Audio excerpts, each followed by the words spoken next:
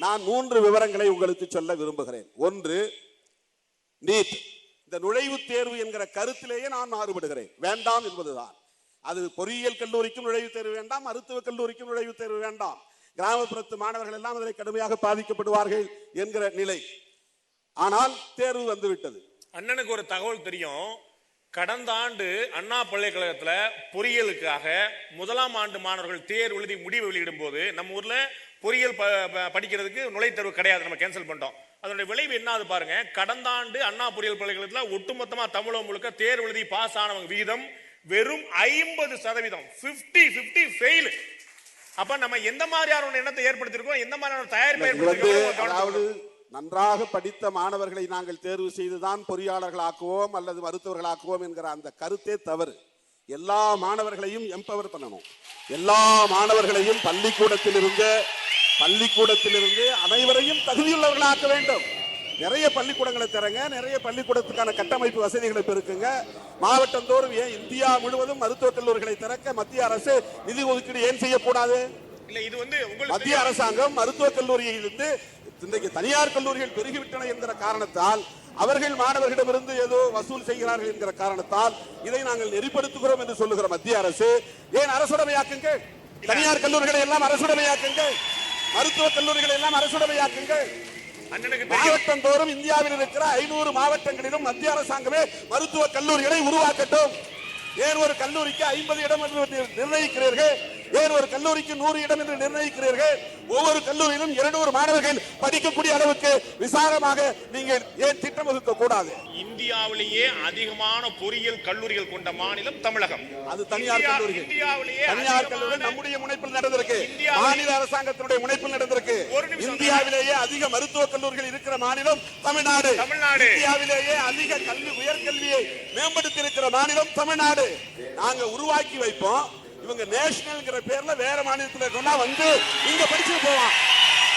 மாநில அரசாங்கம் செலவு செய்கிறது. மாநில அரசாங்கம் மருத்துவக் கல்லூரிகளை பெருக்கி வைத்திருக்கிறது, உயர் கல்வியை பெருக்கி வைத்திருக்கிறது. மிக உயர்ந்த கல்வி மருத்துவக் கல்வி வேறு எந்த மாநிலத்திலும் கிடையாது. வேறு எந்த வெளிநாடுகளில் படிக்கக்கூடிய உயர் மருத்துவக் கல்வி இன்றைக்கு தமிழ்நாட்டிலே இருக்கிறது. இதற்கான இன்ஃப்ராஸ்ட்ரக்சர் கட்டமைப்பு வசதிகள் தமிழ்நாட்டு அரசாங்கத்தினுடைய நிதியிலிருந்து உருவாக்கப்பட்டிருக்கிறது. ஆனால் இவர்கள் இந்தியாவுக்குள்ளதான் தமிழ்நாடு இருக்கிறது, அதனால் குஜராத்தி வந்து படிப்பான், அதனால் மராத்தி வந்து படிப்பான் என்று எங்கள் உழைப்பில் உருவான கட்டமைப்பு வசதிகளை சுரண்ட பார்க்கிறார்கள். கிராமப்புறத்திலிருந்து வரக்கூடிய மாணவன் தமிழ் மீடியத்தில் படிச்சுட்டு வருவான். நீங்க கல்வி சிபிஎஸ்இ ஒரு பாடத்திட்டம், மாநில கல்வி ஒரு பாடத்திட்டம், இது இல்லாம இன்டர்நேஷனல் எஜுகேஷன் முறையில் ஒரு பாடத்திட்டம், வெவ்வேறு வகையான டிஸ்பாரிட்டிஸ் இருக்கு. இந்த டிஸ்பாரிட்டிஸ் இருக்கிற இடத்துல கேள்வித்தாள் மட்டும் ஒன்னா வரும். நீட்டுக்கு எப்படி எழுதுவாங்க? இந்தியாவில் எந்த மாநிலம் பாதிக்கப்படாம அது எப்படி தமிழ்நாடு மட்டும் பாதிக்கப்படுதுன்னு கேக்குறாங்க. இந்தியா முழுவதும் பாதிக்கப்படுது சொல்றோம். மாணவர்களை போட்டு கசக்குகிறார்கள். 10ஆம் வகுப்புல பப்ளிக் எக்ஸாம், 11ஆம் வகுப்புல பப்ளிக் எக்ஸாம். இதை விட ஒரு கொடுமை வேற என்ன இருக்க முடியும்? பரீட்சை ஒரே ஒரு 12ஆம் வகுப்புல மட்டும் பொது தேர்வு வை. அப்படி மக்கள் கேட்கலங்கிறதுக்காக மக்கள் ஒத்துக்கிட்டாங்கன்னு அர்த்தமா?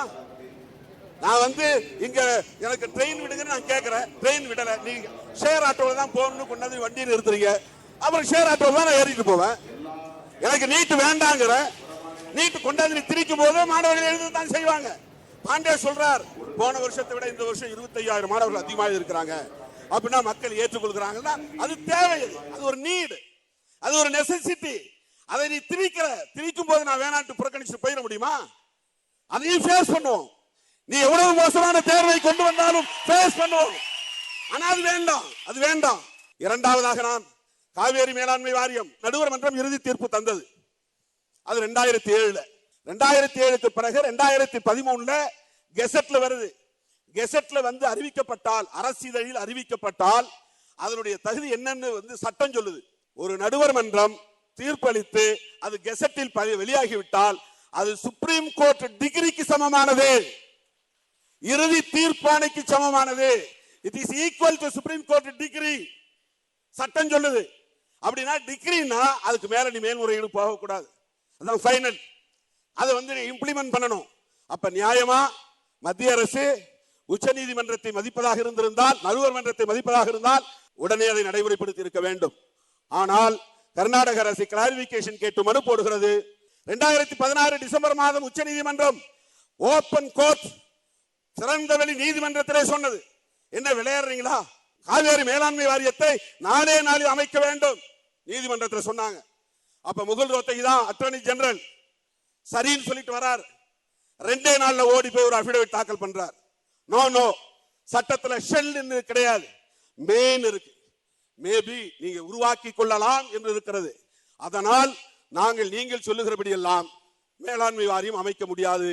சொன்னது கர்நாடக அரசு அல்ல, சித்தாராமையா அல்ல, சொன்னது மத்திய அரசு, சொன்னது முகுல் ரோத்தகி அட்டர்னி ஜெனரல், மத்திய அரசாங்கத்தினுடைய அரசு தரப்பு வழக்கறிஞர். தெளிவாக சொல்லப்பட்ட பிறகு போய் அப்படியெல்லாம் அமைக்க முடியாது, நாங்கள் நாடாளுமன்றத்தில் விவாதிப்போம் சொன்னது முகுல் ரோத்தகி. அதுக்கு பிறகு இறுதி தீர்ப்பு வருது. இறுதி தீர்ப்புல என்ன சொல்றாங்க, 14.75 TMC தண்ணீரை குறைத்து விட்டோம். அது ஒண்ணுதான் நடுவர் மன்ற தீர்ப்புல நாங்க செய்திருக்கிற ஒரே ஒரு திருத்தம். மற்றபடி நடுவர் மன்ற தீர்ப்பை அப்படியே ஏற்றுக்கொள்கிறோம் நீதிமன்றத்தில் சொன்னாங்க நீதியரசர்கள். அப்படின்னா அதுக்கு என்ன பொருள்? நடுவர் மன்றம் மேலாண்மை வாரியம் அமைக்க சொல்லி வழிகாட்டி இருக்கிறது, ஒழுங்காற்று குழுவை அமைக்க சொல்லி வழிகாட்டி இருக்கிறது. ஆனால் ஏன் மத்திய அரசு காலதாமதம்? 6 வார காலம் கொடுத்தார்களே, 6 வார காலம் அமைதியாக இருந்து விட்டு 6 வாரம் முடிந்த பிறகு போய் ஒரு பெட்டிஷன் போடுறாங்க. What you mean by scheme? எங்களுக்கு விளக்கம் சொல்லுங்க. கர்நாடக சட்டப்பேரவை தேர்தல் நடப்பதனாலேயே தமிழ்நாட்டுக்கு செய்ய வேண்டிய ஒன்றை, சட்டப்பூர்வமான ஒன்றை, நீதிமன்றம் அளித்த தீர்ப்பை நடைமுறைப்படுத்தாமல் தமிழகத்திற்கு மிகப்பெரிய துரோகத்தை மத்திய அரசு இழைத்திருக்கிறது. இது காவேரி மேலாண்மை வாரியத்திலே. மூன்றாவதாக ஒன்று, 15வது நிதி குழு, நிதி ஆணையம் பரிந்துரை செய்தது தென்னிந்திய மாநிலங்களுக்கு இதுவரையில் வழங்கப்பட்டு வந்த நிதி மிகப்பெரிய அளவிலே குறைக்கப்பட்டிருக்கிறது. எந்த அடிப்படையில் என்றால் 1971 ஆண்டு மக்கள் தொகை கணக்கெடுப்பின் அடிப்படையில் இதுவரையில் மக்கள் தொகை அடிப்படையில் நிதி ஒதுக்கீடு செய்யப்பட்டு வந்தது. அது ஒரு வரையறை, சரி. 71க்கு பிறகு இந்திரா காந்தி அம்மையார் ஆட்சியில் இருந்த காலத்தில் ஃபேமிலி பிளான் வருகிறது, குடும்ப நலத்திட்டம்.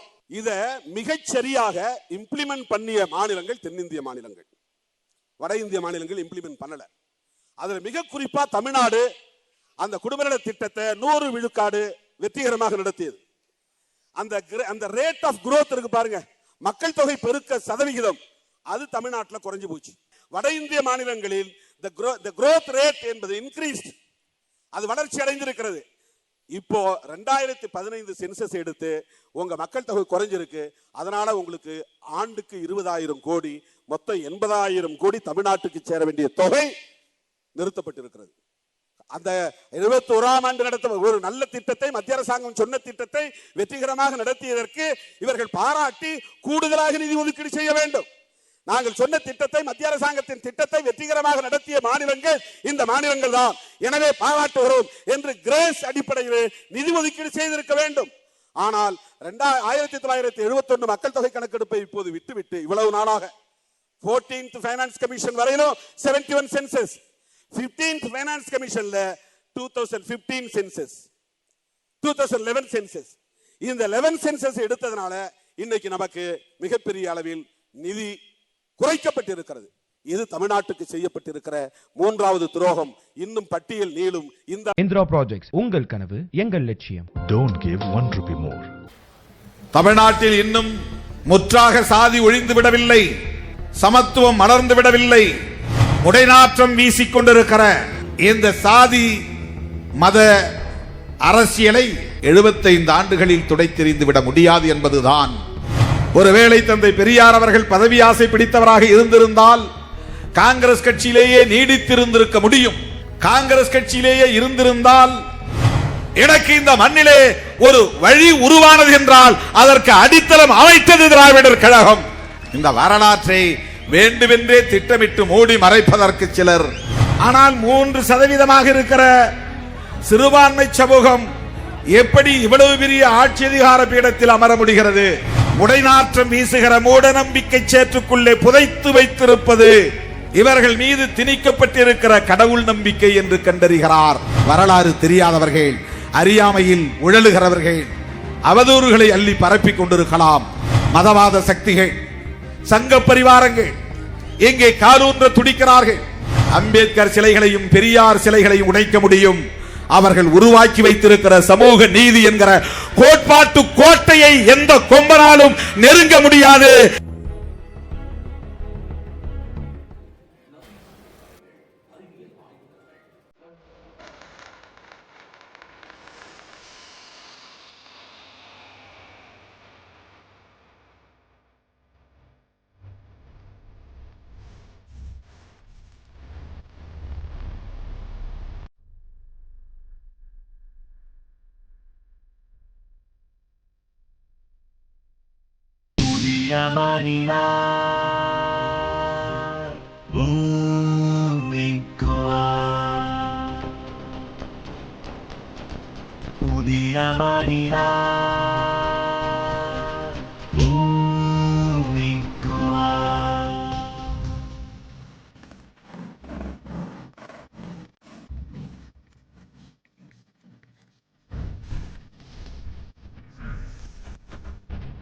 Gave up the sailing on sailing.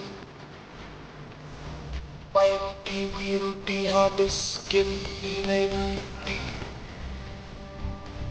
Any other alone, any other behold. Ara marinai, ara tutti, era marinai. Yerupum muyachi, pudiya banga buri. Dia Marina,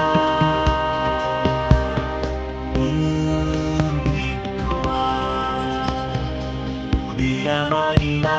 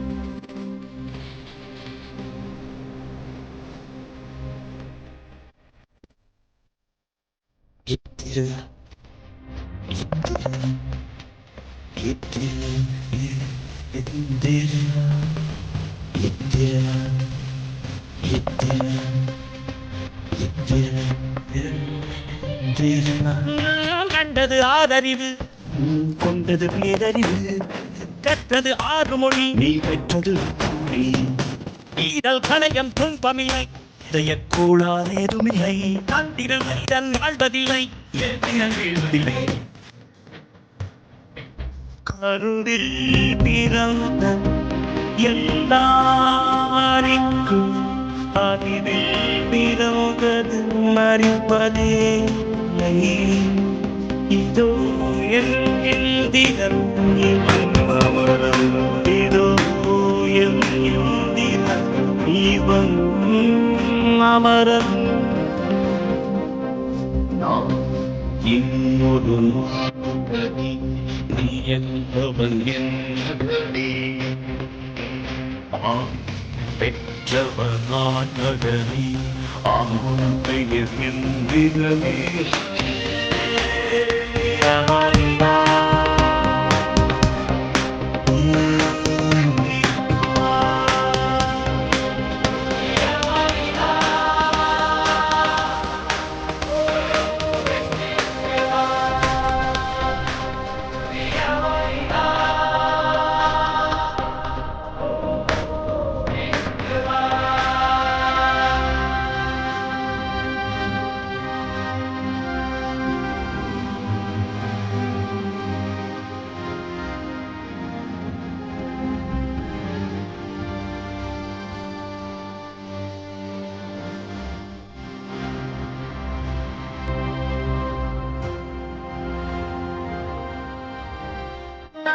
என்பது அறிவு மொழி, என்பது எனது வழி, போன்றது எனது வழி. நான் நாடைய ஞான மொழி, கொண்டது உடல் வடிவம், என்பது பொருள் வடிவம் கண்டது ஒரு பிறவி நான் காண்பது பல பிறவி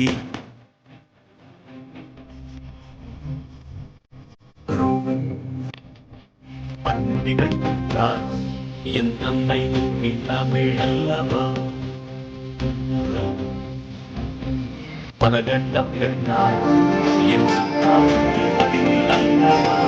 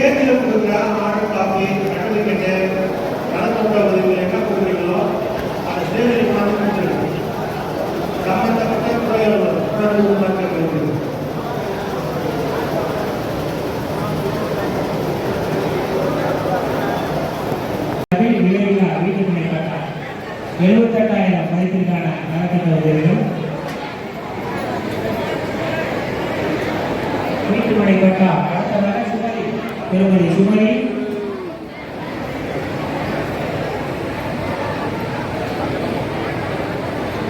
சுமதிக்கு அப்புறம் அம்பிகா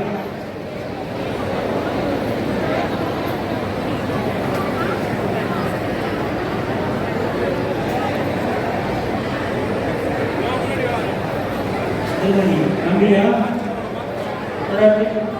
தொடர்ந்து அம்பிகா குமரி அவர்களுக்கு விலையில்லா வீட்டுமனை பட்டா வழங்கப்படுகிறது. தொடர்ந்து திருமதி அம்பிகா அவர்களுக்கு விலையில்லா தையல் இயந்திரத்தினை மரியாதைக்குரிய மாவட்ட ஆட்சியர்களும் மாண்புமிகு பாராளுமன்ற உறுப்பினர் மாண்புமிகு சட்டமன்ற உறுப்பினர் அவர்கள் சேர்த்திருக்கிறார்கள். தொடர்ந்து திரு சுப்பிரமணியன் அவர்கள் விலையில்லா சலவை கட்டித்தரும் தயாரில் அதனைத் தொடர்ந்து திரு மாயக்கண்ணன் அவர்கள் வன்கொடுமை தடுப்பு சொல்லி வேலை வாய்ப்பு வழங்குவது வேலை வாய்ப்புக்கான பணி நியமனங்களை திருமதி லவா தீர்வுரிப்பது திருமதி லவா அதனைத் தொடர்ந்து ஆண்டி டாக்டர் பெயர்கொள்ளல் பழங்குடியினர் தனிநபர் வன உரிமை பாக்கிய அனுமதி ஆணை அதனைத் தொடர்ந்து சீனிவாசன் தனிநபர் வன உரிமை பாக்கியத்திற்கான அனுமதி ஆணை வழங்கப்படுகிறது.